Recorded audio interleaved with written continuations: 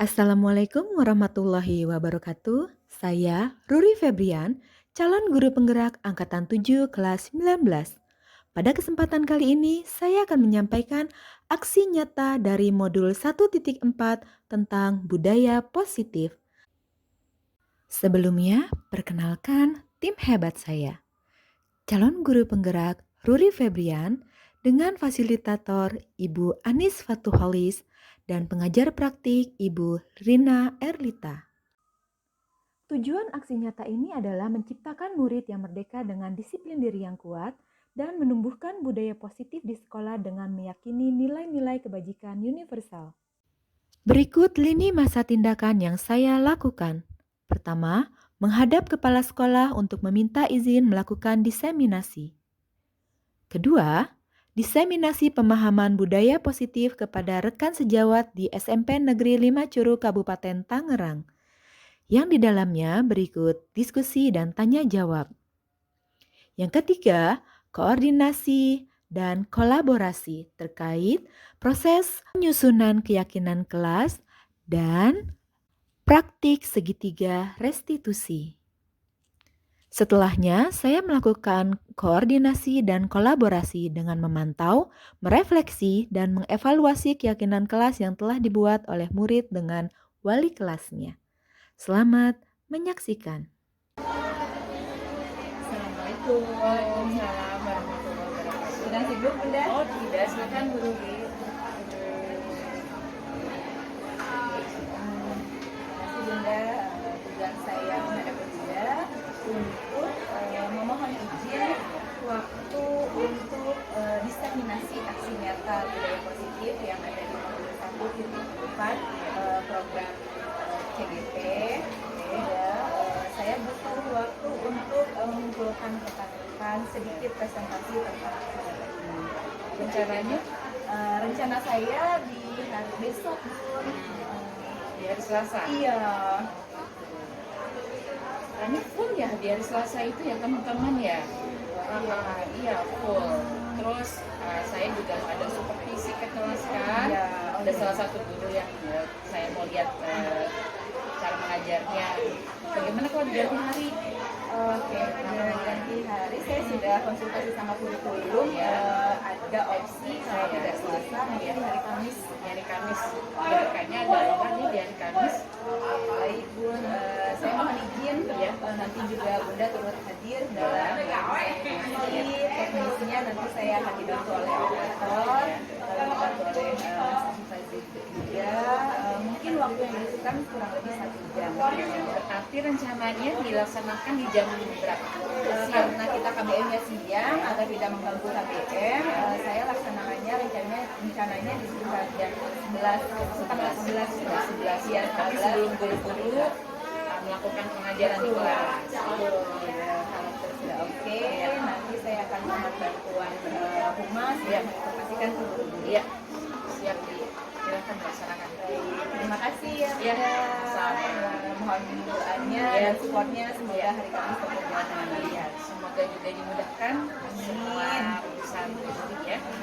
Bagaimana juga lancar sampai 6 bulan. Terima kasih Bu. Sama-sama. Assalamualaikum. Waalaikumsalam.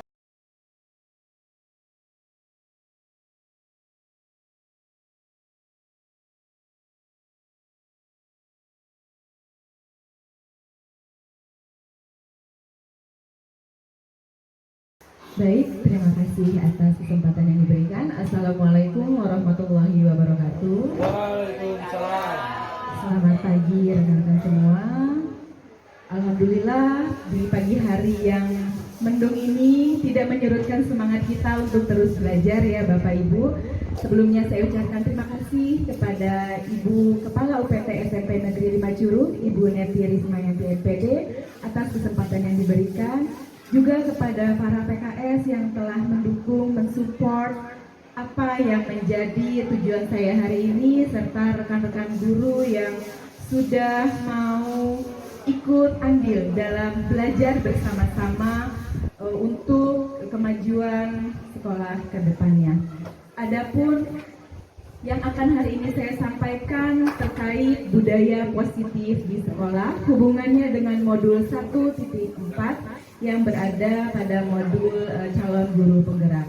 Baik, sebelumnya saya perkenalkan diri. Dari calon guru penggerak, saya Ruri Febrian, calon guru penggerak angkatan 7 kelas 19 dengan fasilitator Ibu Anis Fatul Kholis dan pengajar praktik Ibu Rina Erlita.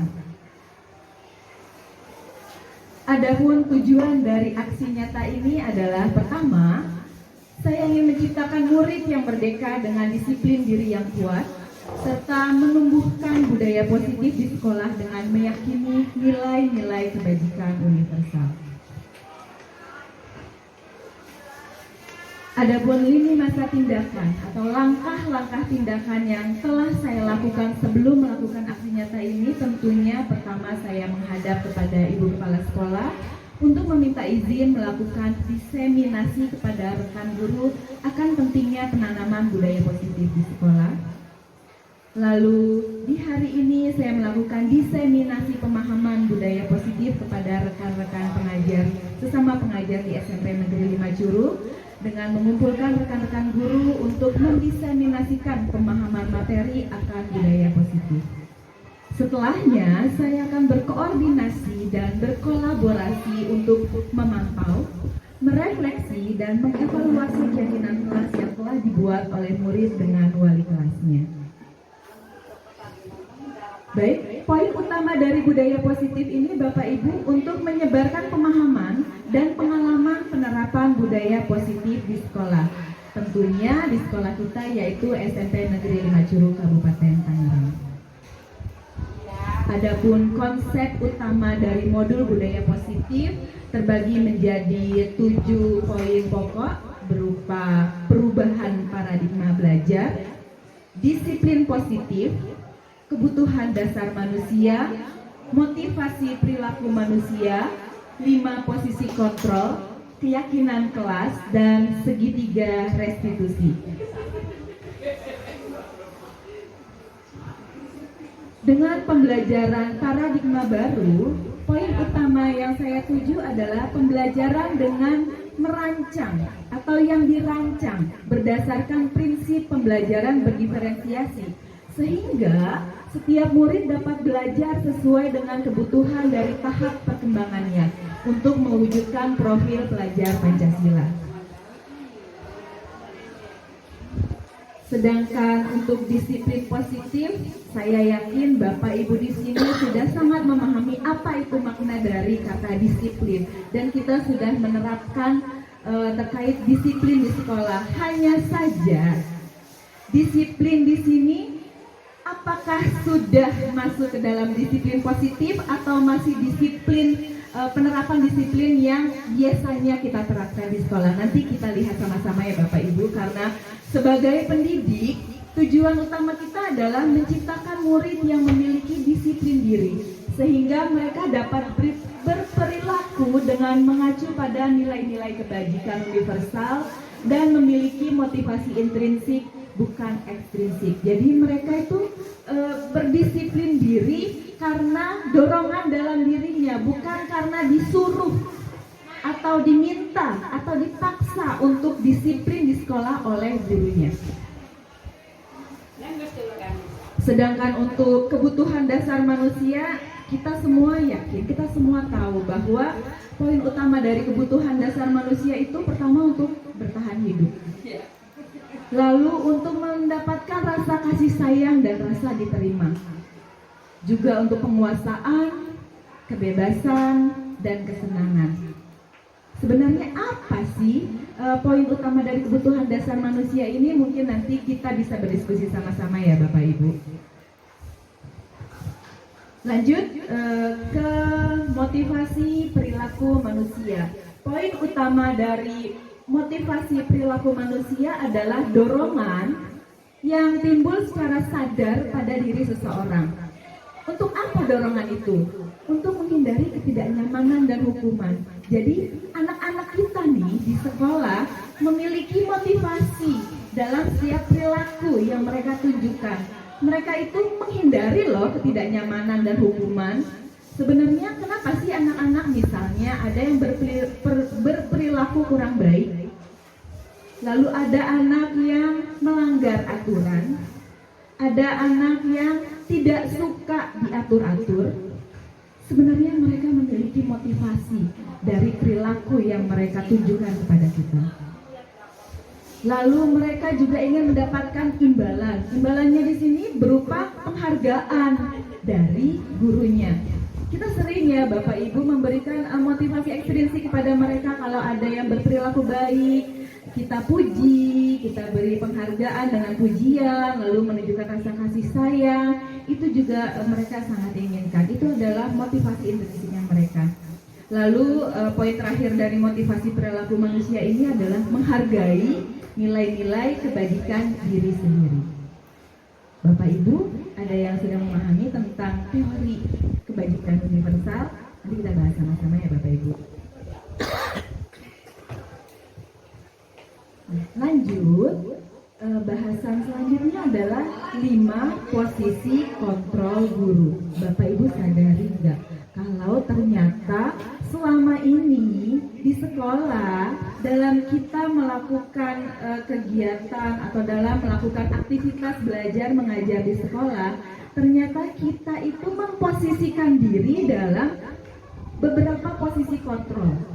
Bapak Ibu sadari atau tidak? Ada yang kecenderungannya itu posisi kontrolnya sebagai penghukum, senangnya ngehukum aja.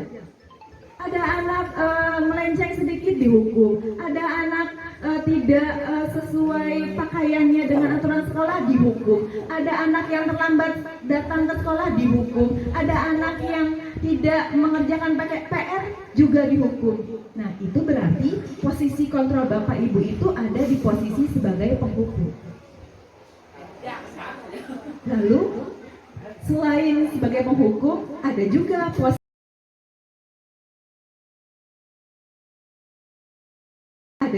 posisi sebagai pembuat rasa bersalah. Coba di sini ada nggak yang merasa kalau ada murid yang melakukan kesalahan lalu dipojokkan anaknya, disudutkan sehingga anak itu merasa bersalah, merasa dia yang paling salah. Padahal sebenarnya kecenderungan anak untuk melakukan hal-hal di luar perilaku baik itu juga ada andil kita sebagai guru. Anak-anak berperilaku melenceng dari koridor kebajikan itu sebenarnya juga ada bagian dari kita sebagai guru yang ternyata kurang tepat pelayanannya kepada siswa sehingga siswa melakukan hal-hal yang tidak sesuai dengan koridornya di sekolah. Nah, di sini juga saya lihat beberapa teman saya di SMP Negeri 5 Curug ada yang memposisikan dirinya di 5 posisi kontrol diri itu sebagai teman. Jadi dengan murid itu merasa seperti teman, memposisikan diri sebagai teman dari murid-murid di sekolah. Mereka beberapa teman ini tidak memiliki atau meminimalisir batasan kepada siswa sehingga siswa merasa seperti temannya saja dengan guru. Yang kurang dari hal ini apa? Bahwa ternyata akhirnya rasa sopan santunnya agak berkurang. Atau mungkin nanti ada yang mau menyangkal, silahkan. Lalu posisi yang keempat adalah pemantau. Ini pernah saya alami. Saya itu kerjanya mantau saja. Saya nggak menghukum. Saya tidak memposisikan diri sebagai teman. Saya juga jarang sekali menyudutkan murid. Tapi saya hanya memantau. Memantau di sini untuk kemudian saya berkoordinasi dengan wali kelasnya, dengan guru BK-nya, terkait hal-hal apa yang melenceng dari koridor kebajikan universal di sekolah. Jadi saya tidak serta-merta melihat anak ada yang misalnya membangkang atau ada anak yang tidak memakai seragam sesuai dengan aturan. Saya tidak serta-merta mengucilkan, menyudutkan atau menegur mereka. Tapi saya hanya sebatas memantau untuk kemudian berkoordinasi dengan wali kelasnya berkoordinasi dengan guru BK atau dengan kesiswaan untuk menindaklanjuti dari sikap kurang baik dari murid ini. Nah, hal tertinggi dari posisi kontrol guru adalah sebagai manajer. Di sini kita mungkin masih harus banyak belajar untuk memposisikan diri sebagai manajer di sekolah. Karena kecakapan manajerial itu membutuhkan waktu, membutuhkan proses, membutuhkan pengalaman. Kita tidak serta-merta jago manajer, jago manage, jago mengatur. Mungkin kita bisa belajar dari ibu kepala sekolah, bisa belajar dari para PKS yang mungkin pengalamannya sudah jauh lebih mumpuni. Baik, Bapak Ibu itu sebagai 5 posisi kontrol guru. Nah, di sini setelah kita membahas tentang pembelajaran dengan paradigma baru, disiplin positif, kebutuhan dasar manusia, motivasi perilaku manusia, dan 5 posisi kontrol guru, sampailah kita pada keyakinan kelas. Apa sih keyakinan kelas itu, Bapak Ibu? Keyakinan kelas itu sebenarnya lebih abstrak dari peraturan kelas, dari tata tertib yang ada di sekolah. Keyakinan kelas ini bisa berupa pernyataan universal antara murid, guru, juga bisa guru BK, PKS kesiswaan, bahkan sampai kepala sekolah maupun cara kak di sekolah. Keyakinan kelas dibuat dalam bentuk positif ya Bapak Ibu. Jadi tidak ada kata jangan, tidak ada kata tidak boleh, tidak ada kata dilarang. Yang ada adalah kata-kata positif seperti sebaiknya, lebih baiknya, diperbolehkan. Itu baru dibuat dalam bentuk kalimat-kalimat positif. Lalu keyakinan kelas ini tidak sebanyak tata tertib sekolah Bapak Ibu. Keyakinan kelas itu justru lebih sedikit. Kenapa? Agar lebih mudah diingat oleh muridnya. Lalu keyakinan kelas disesuaikan dengan kondisi kelas dan sekolah masing-masing. Jadi tidak sama antara kelas 7, 71 dengan 72, mungkin keyakinan kelasnya bisa saja berbeda karena sifat dan karakter anaknya juga berbeda-beda.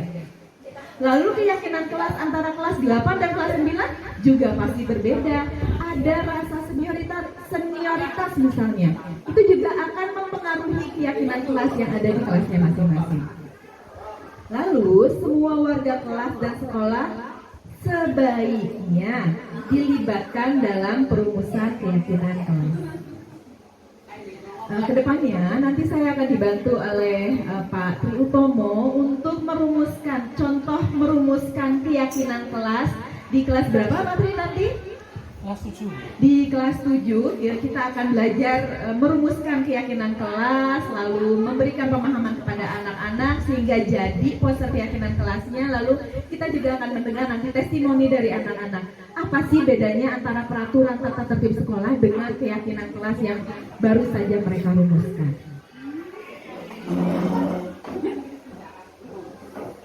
Baik, sepertinya ada kendala teknis di sini sebentar. Untuk segitiga restitusi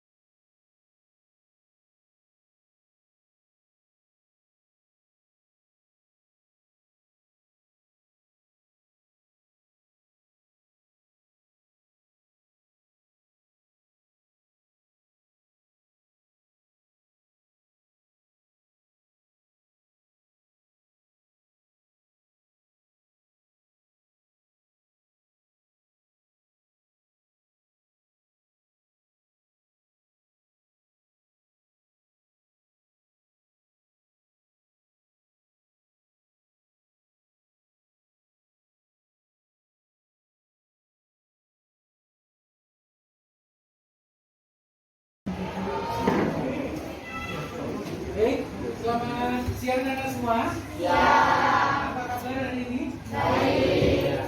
Baik, sebelum kita belajar, kita berdoa dulu ya. Siapa yang biasa punya doa? Oke, ketua kelas. Silakan. Baik, teman Tuhan, sebelum kita mulai pembelajaran hari ini, Bapak Ibu kita berdoa terlebih dahulu. Berdoa menurut percayaan, berdoa dulu.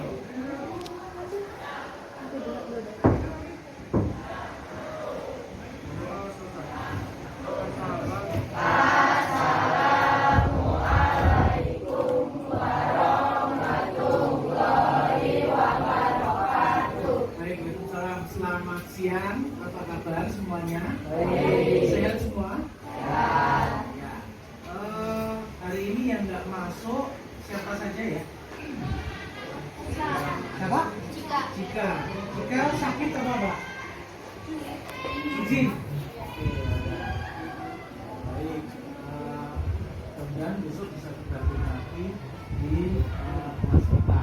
Nah, kita kan di ruangan audio ya, tempat untuk kadang-kadang dipakai teman-teman kita untuk kegiatan syuting atau menonton video-video pembelajaran. Nah, kita juga sebenarnya hari ini akan belajar bersama melanjutkan materi kita yang kemarin. Yang sebelumnya apa ya? Ada yang masih ingat? Kegiatan ekonomi. Nah, kegiatan kita masih nyambung dengan suatu kegiatan ekonomi. Nah, hari ini kita akan belajar tentang perdagangan antar pulau dan internasional.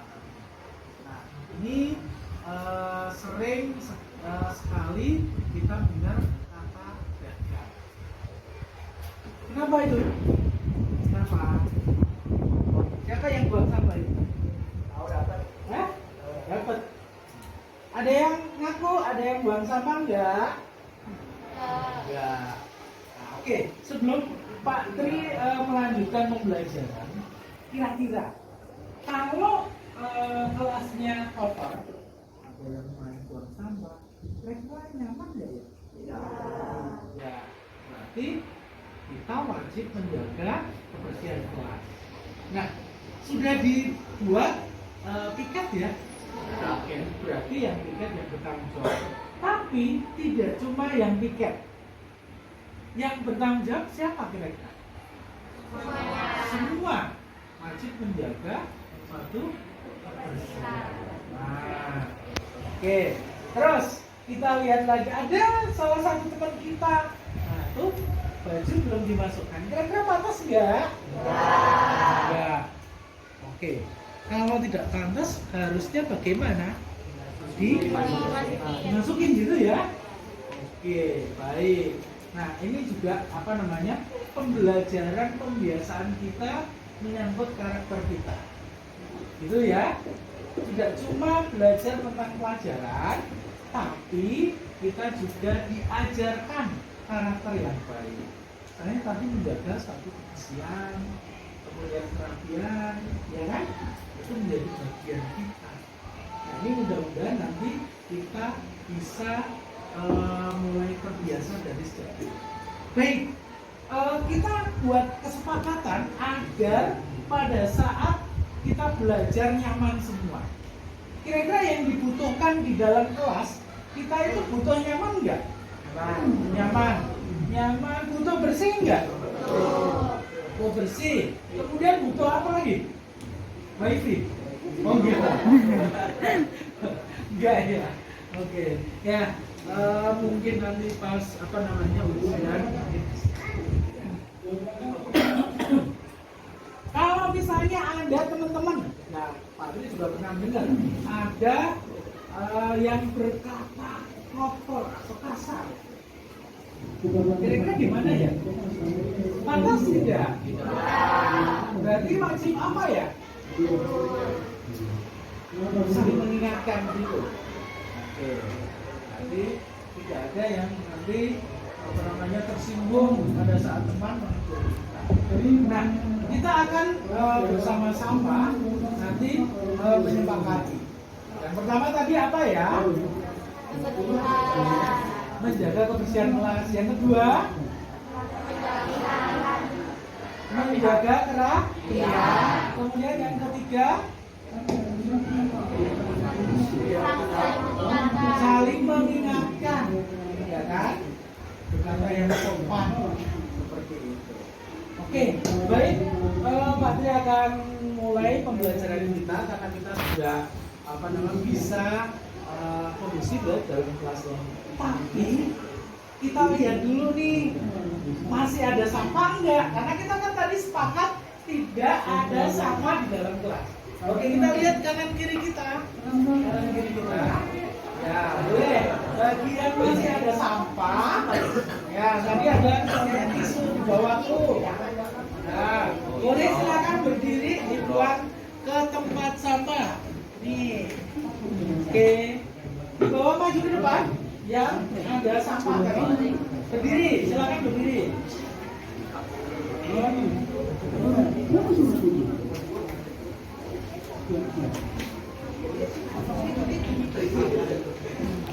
Oke, cukup ya. Baiklah, kita akan mulai pembelajaran kita, yaitu materinya adalah perdagangan.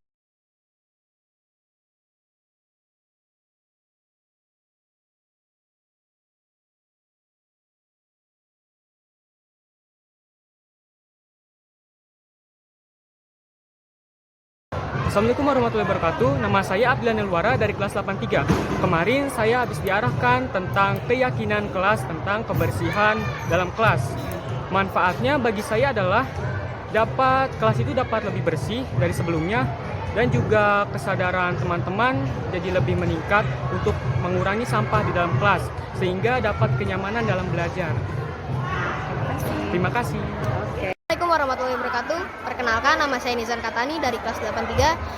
Kemarin saya dijelaskan tentang kerapihan diri sendiri. Manfaat saya adalah agar murid SMP 5 Curug tidak terlihat seperti berandalan dan juga enak dipandang dengan siswa atau siswi lainnya dan gurunya juga. Sekian, terima kasih. Oke, sip. Assalamualaikum warahmatullahi wabarakatuh. Nama saya Kirima Gita Fani, saya dari kelas 83. Kemarin saya sudah syuting tentang keyakinan kelas, tentang bertutur kata yang baik. Di situ kita dapat manfaatnya seperti kita tidak berkata yang kasar, apalagi kotor. Itu dapat meningkatkan image kita. Itu juga salah satu perilaku yang baik. Wassalamualaikum warahmatullahi wabarakatuh. Waalaikumsalam. Baik, Bapak Ibu, mohon maaf atas kendala teknis yang terjadi ya, ini di luar kendali kita memang. Baik, setelah tadi saya sudah menjelaskan tentang budaya positif di SMP Negeri 5 Curug terkait konsep utama dari modul budaya positif berupa perubahan paradigma belajar, disiplin positif, kebutuhan dasar manusia, motivasi perilaku manusia, 5 posisi kontrol guru, keyakinan kelas, dan segitiga restitusi. Kali ini saya akan menunjukkan kepada Bapak Ibu terkait penerapan segitiga restitusi di SMP Negeri 5 Curug Kabupaten Tangerang. Boleh disimak ya Bapak Ibu bahwasanya saya sudah wait a minute.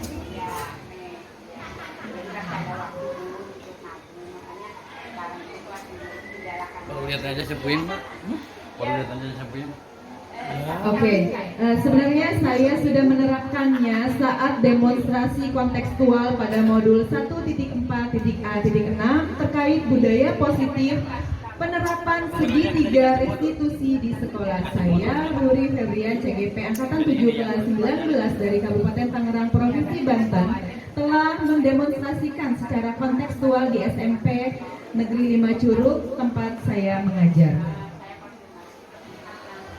Adapun teori restitusi yang digunakan dari Diane Gosen berupa restitusi adalah proses menciptakan kondisi bagi murid untuk memperbaiki kesalahan mereka sehingga mereka bisa kembali kepada kelompoknya dengan karakter yang lebih kuat.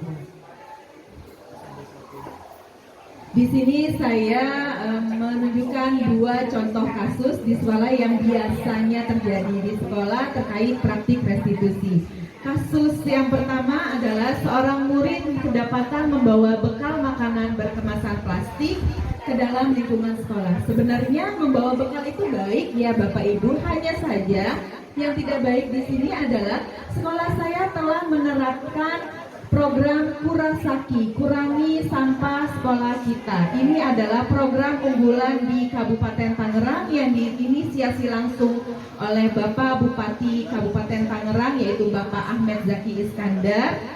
Untuk apa tujuan dari Kurasaki ini? Untuk mengurangi sampah plastik yang sulit terurai di sekolah. Kenapa sih di sekolah? Karena sekolah itu penyumbang sampah yang sangat besar.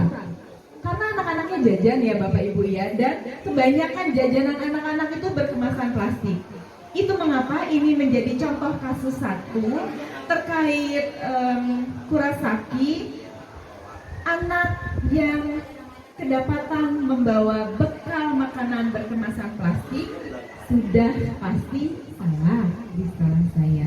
Kenapa? Karena baiknya jika pun memang makanannya bukan makanan yang dimasak di rumah, tetapi makanan yang dibeli dan berkemasan plastik atau apalagi styrofoam, itu harus dipindahkan dulu ke wadah yang bisa dicuci dan dipakai kembali, sehingga kemasan plastik atau styrofoamnya tidak dibawa ke sekolah, sehingga tidak menimbulkan tumpukan sampah di sekolah. Seperti yang Bapak Ibu tahu, sampah plastik dan styrofoam itu sangat sulit terurai ya Bapak Ibu. Baik, berikut adalah contoh kasusnya. Silakan disimak.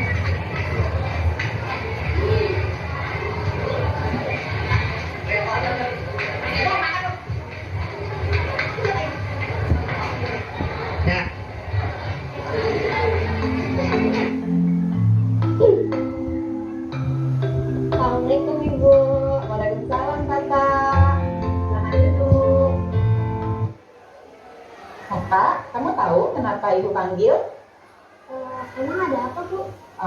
Tadi ada laporan dari beberapa siswa kalau pada saat jam istirahat di kantin kamu membawa makanan atau bekal berkemasan plastik. Apa itu benar? Betul, Bu. Kenapa? Tadi pagi saya kesiangan, lalu saya lupa membuka kemasan plastik di bungkusnya itu. Jadi saya langsung masukkan ke kotak saya. Tapi kamu tahu kan hal itu merupakan hal yang salah? Bu. Karena sekolah kita itu sedang menggalakkan program Kurasaki. Masih ingat apa itu Kurasaki? Masih ingat, Bu, Kurasaki adalah kurangi sampah sekolah kurangi sampah sekolah kita. Ya, betul sekali. Kita semua baik guru maupun murid sama-sama bekerja sama untuk menjaga menciptakan lingkungan sekolah yang bersih, bebas dari sampah plastik. Itu mengapa kalian tidak diperkenankan untuk membawa bekal dari rumah yang mengandung kemasan plastik. Kalaupun terpaksa, dikupas dulu di rumah, dibuka dulu, dikeluarkan makanannya, masukkan ke wadah, plastiknya ditinggal, tidak boleh dibawa ke sekolah. Itu ya Kak? Iya, Ibu. Nah, kenapa sih alasan kamu sampai terjadi hal seperti ini? Tadi pagi saya kesiangan, lalu saya kan lebih-lebih berangkat ke sekolahnya, jadi saya lupa membuka pintunya. Oke, apakah tadi di kantin ada yang menunggu? Tidak ada, Bu, cuma ada beberapa orang yang melihat arah saya. Berarti kamu sudah merasa kalau hal ini salah karena dilihatin sama teman-teman yang mungkin tatapannya sini. Iya. Ya, karena kita semua sedang berusaha kan untuk menjaga kebersihan sekolah. Masih ingat kesepakatan kita mengenai kebersihan? Bahwa kita tidak boleh Membawa sampah plastik ke lingkungan. Oke. Untuk kedepannya kira-kira apa yang akan kamu lakukan agar hal ini tidak terjadi lagi? Saya akan bangun pagi untuk menyiapkan bekal ke sekolah. Oke, baik. Itu adalah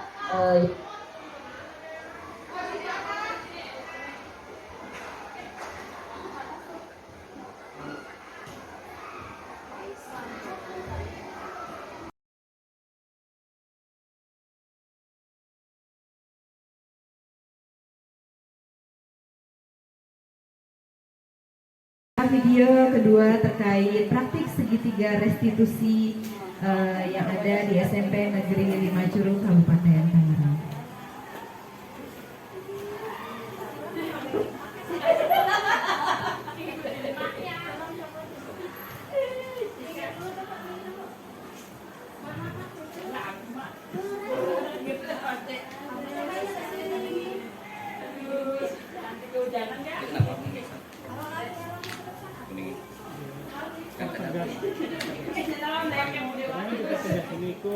Kasus 2 ini ada 2 orang murid melakukan perundungan verbal dan fisik kepada seorang murid di sekolah kami.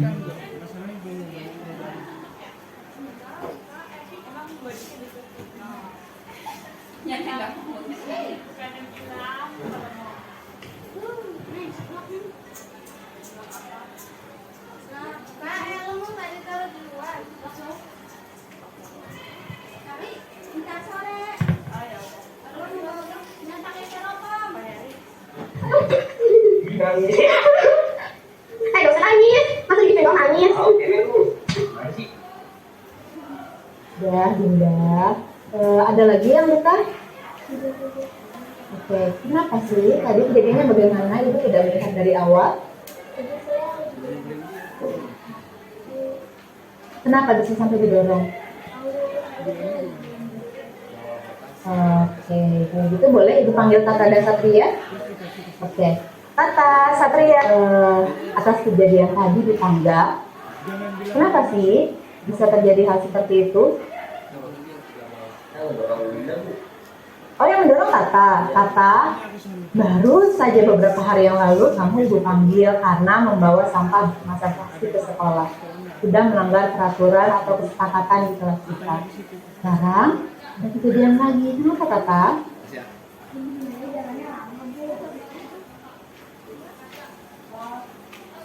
Kamu tahu kan kalau tangga itu area yang berbahaya dan turunnya harus antri. Kalau kamu mendorong, memungkinkan Dinda untuk terjatuh. Sampai sekarang kakinya terluka gara-gara didorong oleh Tata. Apakah Tata melakukannya dengan sengaja? Kamu saksinya? Gimana, Tak?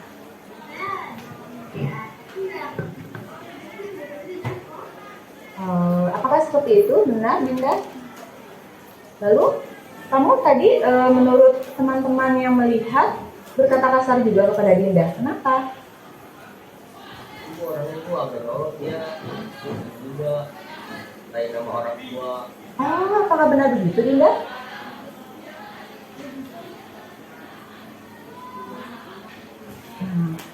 Berarti kalian semua sudah melanggar kesepakatan kelas yang sudah kita buat tentang rasa saling menghargai dan menghormati. Juga sudah ada Ibu lihat tendensi ke arah perundungan di sini. Bukan begitu? Nah, lalu menurut kalian jika hal ini sudah terjadi, apa yang harus kalian lakukan? Satria? Tetapi Satria juga meminta Dinda untuk Oke, berarti kalian sekarang boleh saling memaafkan. Baju.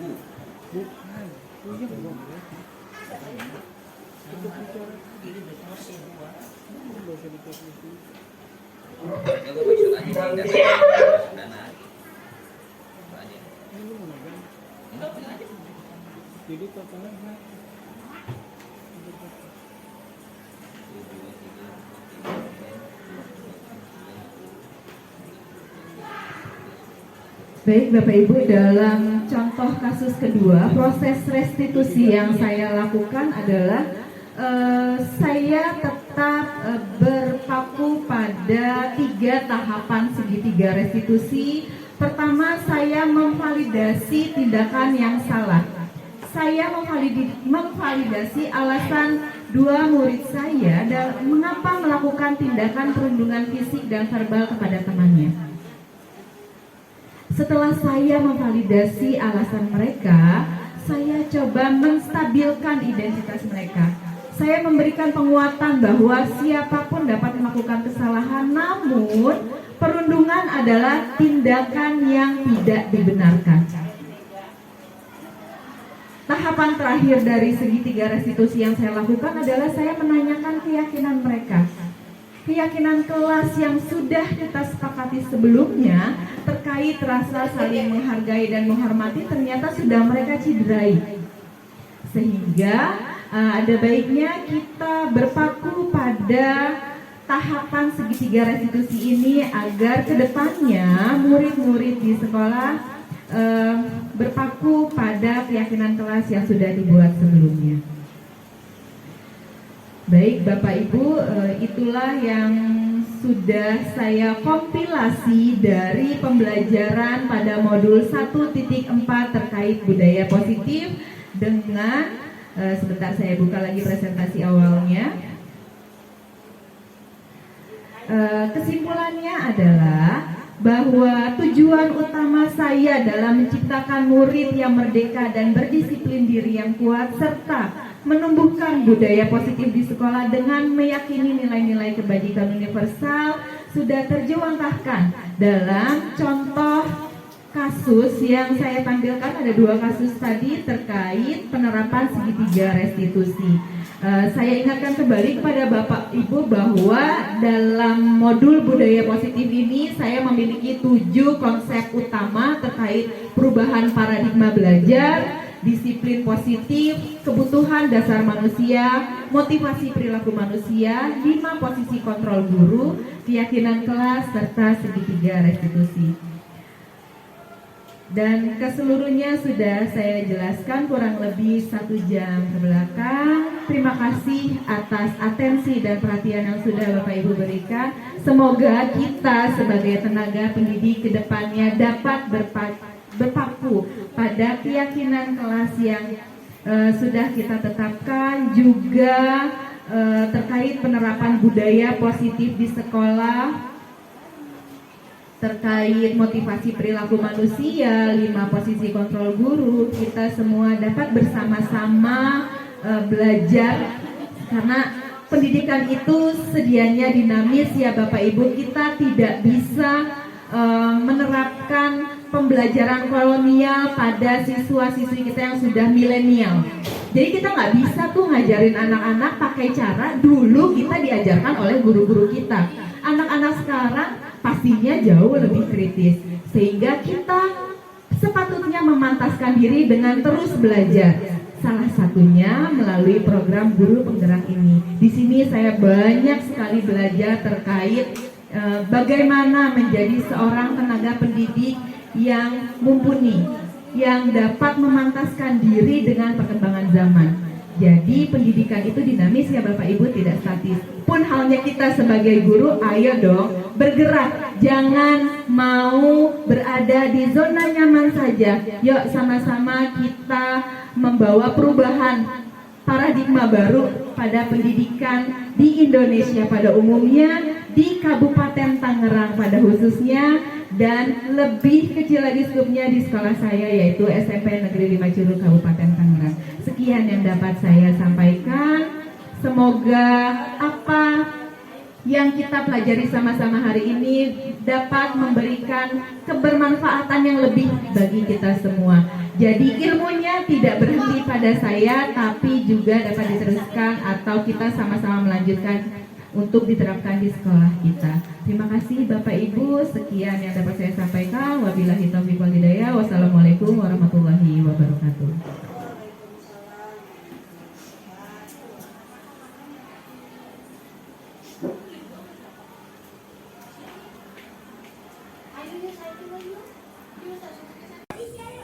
Selamat pagi Ibu Ruri. Ya, pagi ini tentu kita bergabung lagi di SMP Negeri 5 Curug. Pada kesempatan yang baik ini saya mau bertanya sedikit mengenai perkembangan proses belajar mengajar Ibu Ruri di SMP Negeri 5. Saya selama ini kurang lebih 6 bulan sudah bergabung dengan SMP Negeri 5. Saya lihat Ibu sepertinya banyak sekali tugas dan tanggung jawab yang diberikan. Salah satunya jadi bendahara, juga jadi pengajar. Bagaimana tips-tips untuk ibu bisa mengcover semuanya itu sehingga semuanya bisa berjalan dengan baik dan lancar? Mungkin perlu penjelasan. Terima kasih. Sebelum saya mau memberikan pertanyaan berikut. Thank you.